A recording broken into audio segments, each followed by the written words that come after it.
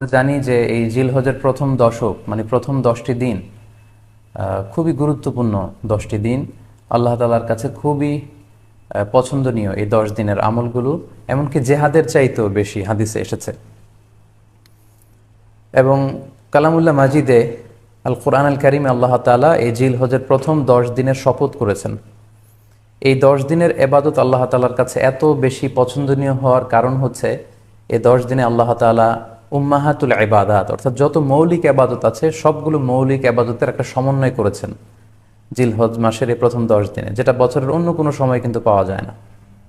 কারণ এই 10 দিনের ভেতরে সালাত আছে, নফল সিয়াম আছে, সাদাকা আছে, কুরবানি আছে, হজের প্রসঙ্গটা আছে, যেটা বছরের অন্য কখনো এরকম উম্মাহাতুল ইবাদত অর্থাৎ যত মৌলিক আবাদত আছে সব মৌলিক আবাদতের কম্বিনেশন সমন্বয় বছরের কোনো সময় কিন্তু আসলে হয় না, যেটা হয়ে থাকে জিলহজ মাসের প্রথম এই 10 দিনের ভেতর। এজন্য এই 10 দিনের ইবাদত আল্লাহ তাআলার কাছে অত্যন্ত বেশি প্রিয়।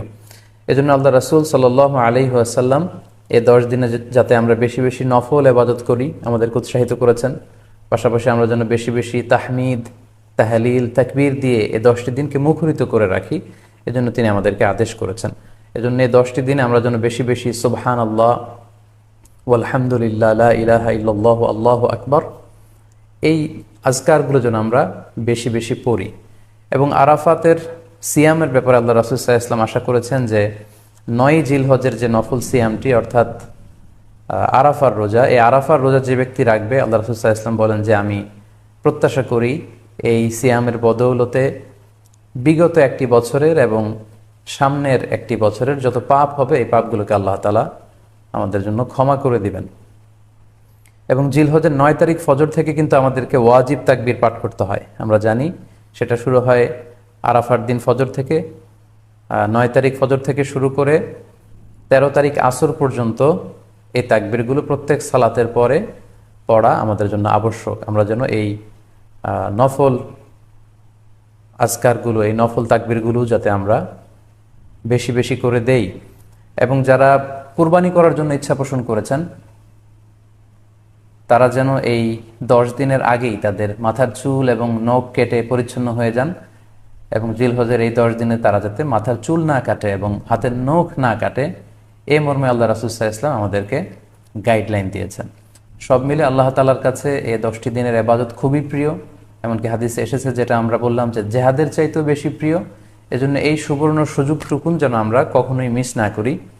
তাই আমাদের সাধ্যমতো আমরা যেন বেশি বেশি নফল ইবাদত করি। আমরা যেন সুযোগ হলে পুরো 10 দিন ব্যাপী আমরা চাইলে নফল সিয়াম রাখতে পারি, আমরা বেশি বেশি কোরআন তেলাওয়াত করতে পারি। বিশেষ করে তাহমিদ, তাহলিল এবং তাকবীর, আলহামদুলিল্লাহ, লা ইলাহা ইল্লাল্লাহ, আল্লাহু আকবার, এই জিকিরগুলো, এই আজকারগুলো পড়ে পড়ে যেন আমরা এই 10টি দিনকে মুখরিত রাখি।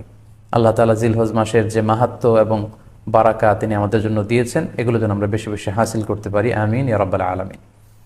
সম্মানিত দর্শক ও শ্রোতাবৃন্দ, ইতিমধ্যে আমাদের এই লাইভ প্রোগ্রামটিতে প্রায় 24,000 দিনী ভাই বোন যুক্ত হয়েছেন। আপনারা একটু দেরি করে যারা যুক্ত হয়েছেন তাদেরকে আবারও আন্তরিক শুভেচ্ছা জানাই। আব্দুল্লাল রোমান রোজ টিভি চ্যানেল 24 থেকে শুভেচ্ছা জানিয়েছে। আমরা শুনেছি যে রোমান অসুস্থ, আল্লাহ তাআলা রোমানকে সুস্থ করে দিক, আমরা দোয়া করি। এবং আজকের লাইভের যে ঘোষণাটি আমরা দিয়েছিলাম সেখানে অনেক দিনী ভাই বোনেরা, বাংলাদেশের একজন প্রথিত যশা ইসলামী সঙ্গীত শিল্পী মশিউর রহমান ভাই, ওনার করোনা পজিটিভ রিপোর্ট এসেছে। সবাই ওনার জন্য দোয়া চেয়েছেন। আসলে মানুষ তার চমৎকার চমৎকার ইসলামী সঙ্গীতের মধ্য দিয়ে যে শ্রোতাদের হৃদয়ে বেঁচে থাকে, এটার একটা প্রমাণ। আমাদের মশিউর ভাই অসাধারণ দরাজ গলায় খুব চমৎকার ইসলামী সঙ্গীত পরিবেশন করেন। আমি নিজেও তার ইসলামী সঙ্গীতগুলো খুব পছন্দ করি। সবাই ওনার জন্য দোয়া চেয়েছেন। তো আজকের এই লাইভের শুরুতেই আমি আমাদের সকলের প্রিয় শিল্পী মশিউর রহমান ভাইয়ের জন্য দোয়া করি, আল্লাহ তাআলা আমাদের প্রিয় ভাইকে দ্রুত শিফায়ে কামেলা আজলা নসিব করুক। যারাই পৃথিবীর যে প্রান্ত থেকে এই ভয়াবহ করোনা মহামারীতে আক্রান্ত হয়ে অসুস্থ অবস্থায় আছেন, আমরা সবার জন্য দোয়া করি, আল্লাহ তাআলা সবাইকে খুব দ্রুত শিফায়ে কামেলা নসিব করুক। সম্মানিত সুধী, আমি রিকোয়েস্ট করব আপনারা এই লাইভটি শেয়ার করে দিবেন, যাতে করে আপনাদের অন্যান্য ফেসবুক বন্ধুরা আজকের লাইভের এই আলোচনাটি থেকে উপকৃত হতে পারে। আমরা আজকে কুরবানি নিয়ে কিছু কথা শেয়ার করবার চেষ্টা করব ইনশাআল্লাহ। কুরবানির প্রসঙ্গটা আসলেই আমাদের স্মৃতির মানসপটে আমাদের ইব্রাহিম আলাইহিসসালাম এবং ইসমাইল আলাইহিসসালামের যে কুরবানি, ওনাদের যে আত্মত্যাগ, এই দৃশ্যপটটি কিন্তু আমাদের চোখের সামনে ভেসে ওঠে। আমরা জানি যে ইব্রাহিম আলাইহিসসালাম আল্লাহ তাআলা সন্তুষ্টির জন্য স্বীয় পুত্র ইসমাইল আলাইহিসসালামকে কুরবানি করতে চেয়েছিলেন, এবং সেই প্রসঙ্গ থেকেই কিন্তু আমরা প্রতি বছর জিলহজের 10 তারিখে কুরবানি করে থাকি। এবং এই দৃশ্যটি আল্লাহ তাআলার কাছে এতই ভালো লেগেছিল, এই আত্মত্যাগের দৃশ্যকে আল্লাহ তাআলা স্মরণীয় করে রাখবার জন্য কিয়ামত পর্যন্ত সব বিশ্বাসীদের জন্য এই জিলহজের একই টাইমে, জিলহজের 10 তারিখে কুরবানি করাটাকে আল্লাহ তাআলা আমাদের উপর অবধারিত করে দিয়েছেন। এই বিষয়টি সূরাতুস সাফফাতের 105 নম্বর আয়াতে আল্লাহ তাআলা এভাবে ইরশাদ করছেন, ফালাম্মা বালাগা মাআহু সা'য়া ক্বালা ইয়া বুনাইয়া ইন্নী আরা ফিল মানামি আন্নী আযবাহুক ফানজুর মাযা তারা। অর্থাৎ ইসমাঈল আলাইহিস সালাম যখন একটু বড় হলেন, বাবার সাথে হাঁটতে পারেন, দৌড়াদৌড়ি করতে পারেন, ঠিক তখন ইব্রাহিম আলাইহিস সালাম স্বপ্নে দেখলেন যে তিনি ইসমাঈল আলাইহিস সালামকে কুরবানি করছেন, এবং স্বপ্ন দেখেই তিনি সরাসরি ছেলের সাথে কনসালটেশনে গেলেন, পরামর্শ করলেন যে বাবা, আমি তো স্বপ্নে দেখেছি যে আমি তোমাকে কুরবানি করছি, ফানজুর মাযা তারা, what do you think about it, what's your opinion about it, তোমার মতামত কি সেটা তুমি আমাকে বলো। তখন সাইয়েদনা ইসমাঈল আলাইহিস সালাম অত্যন্ত সাহসিকতার সাথে বলিষ্ঠ একটি জবাব দিয়েছিলেন, সেটাও আল্লাহ তাআলা কোরআনে সরাসরি কোট করেছেন। তিনি বলেছিলেন, ক্বালা ইয়া আবাতি ফাআল মা তু'মার সাতাজিদুনি ইনশাআল্লাহু মিনাস সাবিরিন। অর্থাৎ, হে আমার সম্মানিত পিতা, আপনি যেমনটি স্বপ্নে দেখেছেন, আল্লাহ তাআলা আপনাকে যেমন আদেশ করেছে আপনি ঠিক তেমনটিই করুন, আপনি ভয় পাবেন না, ইনশাআল্লাহ আপনি আমাকে ধৈর্যশীলদের অন্তর্ভুক্ত পাবেন। একটু কি কল্পনা করা যায় যে সাইয়েদনা ইসমাঈল আলাইহিস সালাম ছোট্ট শিশু, তিনি যখন শুনলেন যে বাবা তাকে কুরবানি করবে, জবাই করবে, তার প্রত্যুত্তরে তিনি বলেছিলেন, বাবা, আমি ভয় পাচ্ছি না, আমি আপনাকে নিয়ে চিন্তিত, আপনি ভয় পাবেন না, বরং আপনি যা আদিষ্ট হয়েছেন আপনি তাই করেন। কারণ নবীরা যখন স্বপ্নে কিছু দেখে, সেটা সাধারণ মানুষের মতো স্বপ্ন নয়, সেটা ওহী, সেটা আল্লাহর পক্ষ থেকে আদেশ। তো আপনি আমাকে ধৈর্যশীল পাবেন, আপনি ভয় পাবেন না। সাইয়েদনা ইব্রাহিম আলাইহিস সালাম ইসমাঈল আলাইহিস সালামকে কুরবানি করতে শুরু করলেন, জবাই করতে শুরু করলেন। আল্লাহ তাআলার কাছে এই দৃশ্যটি এত ভালো লাগলো, আল্লাহ তাআলা সাইয়েদনা জিবরাইল আলাইহিস সালামকে দিয়ে জান্নাত থেকে একটি বকরি বা মেষ পাঠিয়ে দিলেন। সাইয়েদনা ইসমাঈল আলাইহিস সালামকে ছুরির নিচ থেকে সরিয়ে ফেলা হলো, আর সেখানে ইসমাঈল আলাইহিস সালামের পরিবর্তে একটি জান্নাত থেকে আনা বকরি বা ছাগলকে সেখানে কুরবানি করা হলো। আল্লাহ তাআলা বললেন, কদ সাদ্দাকতা রুইয়া, ইব্রাহিম, তুমি তো তোমার স্বপ্নকে সত্যায়ন করেছো, বাস্তবে রূপান্তরিত করেছো, তুমি তো এই কঠিন পরীক্ষায় সফলতার সাথে উত্তীর্ণ হয়েছ। সাইয়েদনা ইব্রাহিম আলাইহিস সালাম পরীক্ষায় উত্তীর্ণ হলেন, এবং বাপ বেটার এই দৃশ্যায়নটি আল্লাহ তাআলার কাছে এত ভালো লেগেছে, আরশের উপর থেকে আল্লাহ তাআলা এত পছন্দ করেছেন ওনাদের স্যাক্রিফাইসকে, কুরবানিকে, কিয়ামত পর্যন্ত আমরাও যাতে কুরবানি করি, আল্লাহ তাআলা আমাদের জন্য এটাকে অবধারিত করে দিয়েছেন।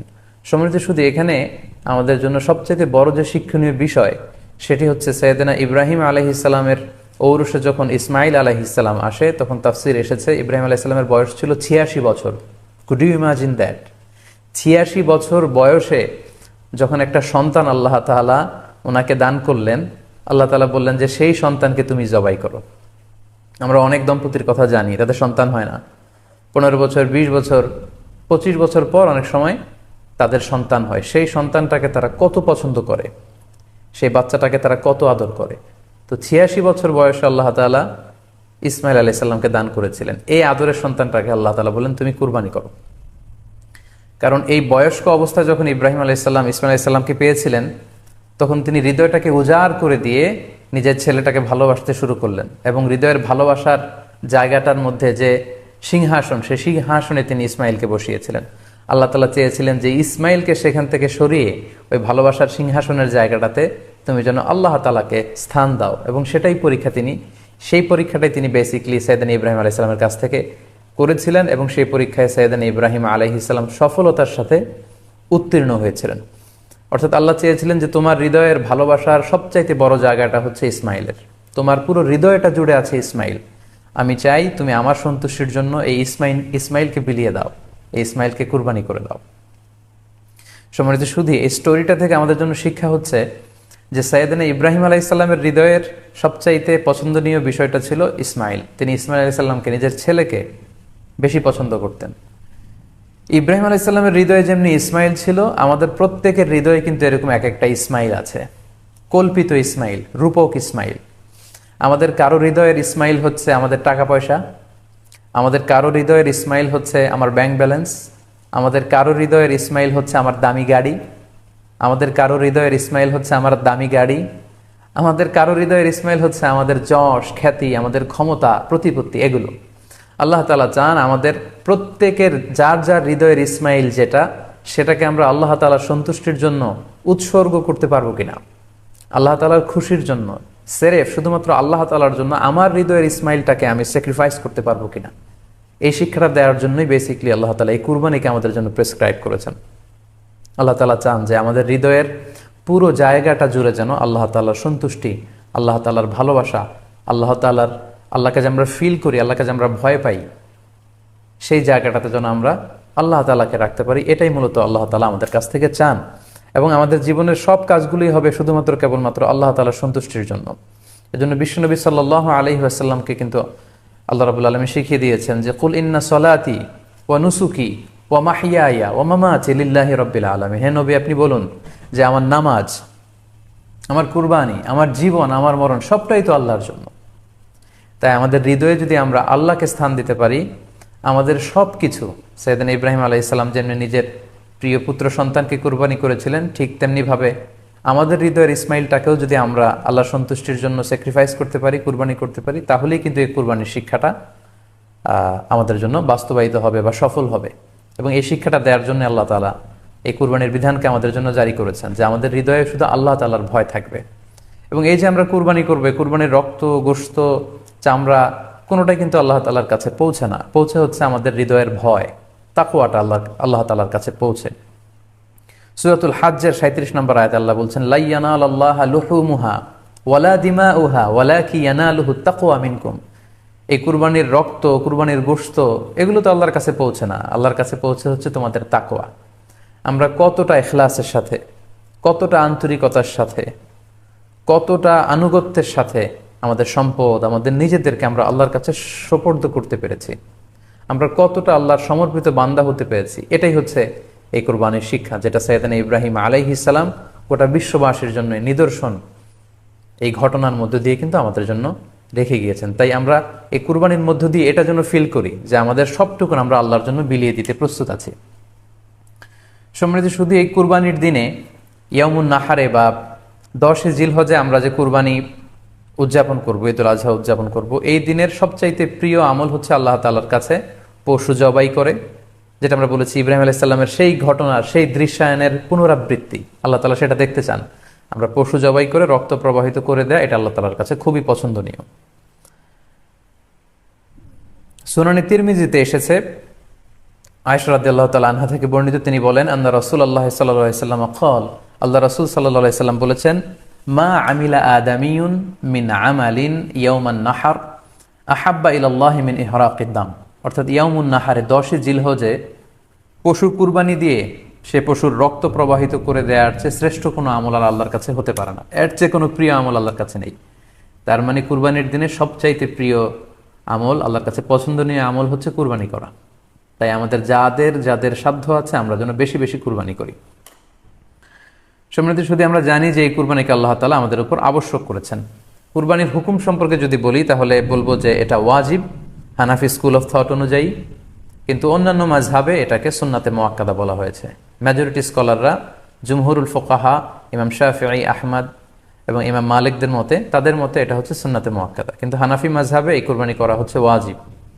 যেহেতু আমাদের বাংলাদেশে বেশিরভাগই হচ্ছে হানাফি মাযহাবের অনুসারী, সো এটা কিন্তু আমাদের জন্য অবধারিত। যাদেরকে আল্লাহ তাআলা সম্পদ দিয়েছেন, টাকা পয়সার মালিক বানিয়েছেন, স্বাবলম্বী করেছেন, আমাদের প্রত্যেকের উপর কিন্তু এই কুরবানি করাটা ওয়াজিব।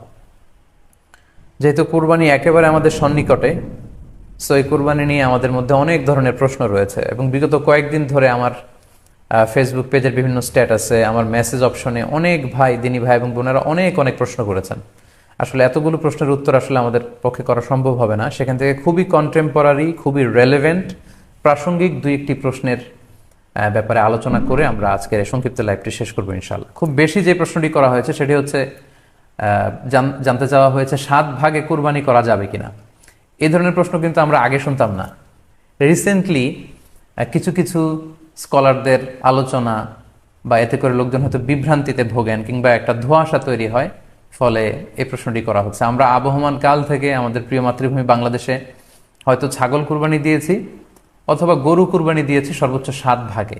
সো এটা আমাদের সবার কাছে জানা ছিল, এ নিয়ে আগে সংশয় ছিল না। ইদানিংকালে অনেকের মধ্যে এই বিষয়ে সংশয় জেগেছে। কেউ কেউ বলে থাকেন যে ভাগে যদি কুরবানি দেওয়া হয় 7 জনে মিলে, গরুতে বা মহিষে বা উটে, এই ভাগে কুরবানি হবে না, এটা অনেকে বলে থাকেন। এই কথাটি আসলে ঠিক নয়। আপনি যদি ভাগে কুরবানি দিতে চান এটি জায়েজ আছে, এবং একটি উটে বা মহিষে বা গরুতে আপনি সর্বোচ্চ 7টি ভাগে কুরবানি দিতে পারবেন ইনশাআল্লাহ। এ ব্যাপারে সহিহ মুসলিমের একটি হাদিসকে আমরা এখানে উল্লেখ করতে চাই। সাইয়েদনা জাবের রাদিয়াল্লাহু তাআলা আনহু থেকে বর্ণিত, তিনি বলেন, ক্বালা হাজাজনা মা রাসূলিল্লাহি সাল্লাল্লাহু আলাইহি ওয়াসাল্লাম, আমরা আল্লাহ রাসূল সাল্লাল্লাহু আলাইহি ওয়াসাল্লামের সাথে হজ করেছি। ফানাহারনাল বাঈরা আন সাবআ, সেখানে আমরা উট কুরবানি দিয়েছি 7 জনের পক্ষ থেকে। ওয়াল বাকারাতা আন সাবআ, আর আমরা সেখানে গরু কুরবানি দিয়েছি 7 জনের পক্ষ থেকে। খুব সুস্পষ্ট, একটি উটে ওনারা 7 জন অংশগ্রহণ করতেন, একটি গরুতে 7 জন অংশগ্রহণ করতেন। তো এই হাদিসের আলোকে অনেকে বলে থাকেন যে এটি হজের সময়, সফরের সময়, কিন্তু মুকিম অবস্থায় 7 ভাগে দেয়া যায় না। আসলে এই কথাটিও ঠিক নয়, কারণ সুনানে আবু দাউদের আরেকটি হাদিসে এসেছে যেখানে আল্লাহ রাসূল সাল্লাল্লাহু আলাইহি ওয়াসাল্লাম সুস্পষ্ট বলেছেন, সেখানে হজ বা কোনো সফরের উল্লেখ নেই। সেটা হচ্ছে জেনারেল স্টেটমেন্ট, অর্থাৎ